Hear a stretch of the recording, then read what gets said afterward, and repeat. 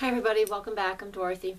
I'm a professional astrologer. You can find me on the web at nhastrologer.com, and you can also find me on Facebook, Dorothy Morgan Astrologer. So today I want to talk about the month of June for those of you who are Cancer. So right off the bat, June 2nd, we have the full moon in the sign of Sagittarius. This is in your house, your 6th house. That area of the chart represents what our daily routine is like, our daily health, our overall health. It's Virgo's home. And with Sagittarius in there and a full moon in there, it can bring to the surface or enlighten us or show us where we have an issue in our health. Sometimes we might not feel well for that day, the day that we have the full moon, or if you have an issue or a situation, a health situation that's been bothering you, the full moon can bring it to the surface so you're able to see what it is and handle it and work with it. It's also a great opportunity for you guys who are Cancer and have Cancer rising, because you're very, very sensitive if you have a Cancer rising chart. It's also an opportunity for you to really focus in on your food and how you're emotionally attached to food. And so the food piece with this, when the full moon happens in the 6th house, just means we might feel intuitively that we're going to change our diets into something that is just easier for us, something that's lighter. It's summer in the northern hemisphere almost, and so we want a lighter diet, and that's something that might just happen intuitively for you guys who have Cancer on the ascendant especially.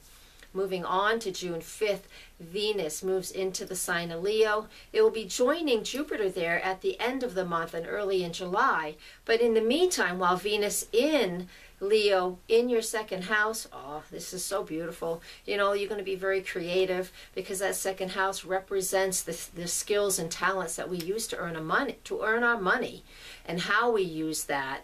And if you have Leo on the 2nd house and in the 2nd house, that means you're already creative, and you should be taking something more than just a hobby and earning a decent living with it. You thrive and you strive to do what you love to earn a living. You're not somebody who will be satisfied just going to a job and coming home. You need to enjoy what you do. And when Venus moves through this sector, and with Jupiter has been there for almost a year now as well, you're really feeling the urge to shift your life into something that is more creative and something that you value more for yourself. All right, moving on. June 11th, Mercury will be moving direct finally in the sign of Gemini. Now this is in your 12th house. So Mercury has been retrograde in your 12th house since May 18th. It's been traveling that area for probably quite some time.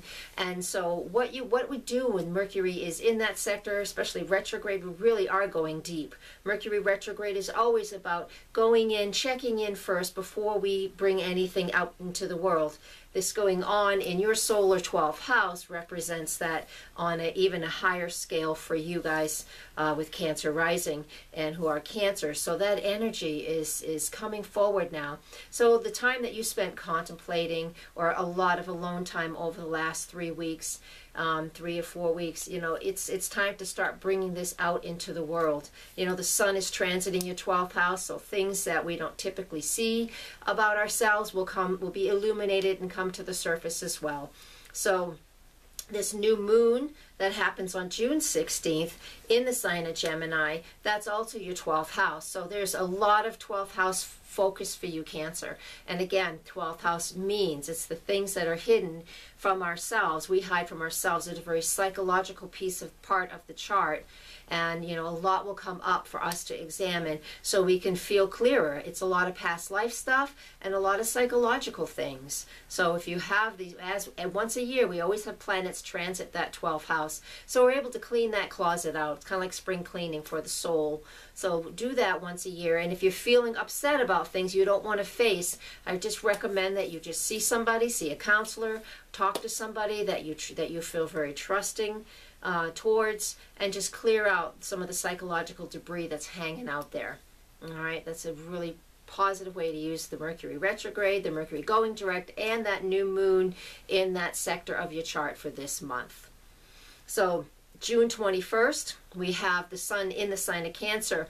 That is in your 1st solar house, and that's fantastic. So then you're going to be able to, once you've released all those yucky things that are bothering you from those 12th house transits, that sun in your first house, you'll be able to care and nurture for yourself very, very well. And you'll be able to get those people around you that can help you care and nurture for you and will take care of you in the way that you want them to. So take care of yourself. The last 10 days of the month, always take care of yourself, of course, but that sun in Cancer really wants you to do that for you guys, for yourself. All right, Cancer, I will leave you with that. Thank you very much for watching. Please come and find me on the web, nhastrologer.com. And blessed be, and namaste.